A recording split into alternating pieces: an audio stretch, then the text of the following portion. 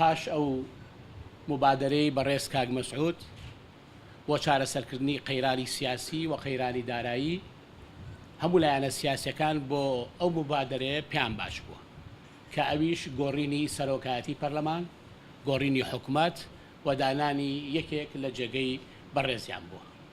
بەڵام ئەم بابەتە ئەم پرسە کە پرسێکی گرنگە بۆ چارەسەرکردنی قەیرانی سیاسی لە کوردستان و قەیرانی دارایی تا ئێستا نەچۆتە بواری جێبەجێکردنەوە. بەڵام تا ئەم سانیەی تا ئەم دەقەی کە من بۆ ئێوە باسیەکەم هیچ جۆرە ڕێکەوتنێکی سیاسی لە نێوان یەکێتی نیشتیمانی کوردستان و پارتی دیموکراتی کوردستانە بۆ چارەسەرکردنی قەیرانەکان نەکراوە. ئەوەی یەکێتی نیشتیمانی کوردستانی زۆر بەو پەڕی سەراحەتەوە تومانە ئەوەی پەیوەندی بە بەرژەوەندی گەلەکەمانەوە، بەرژەوەندی خەڵکەوە بێ، چارەسەرکردنی بژێوی خەڵکەوە بێ، ئێمە پشتیوانی تەواو لە داخوازی خەڵکو و بژێوی خەڵکو و چارەسەرکردنی گوزەرانی خەڵکەکەین.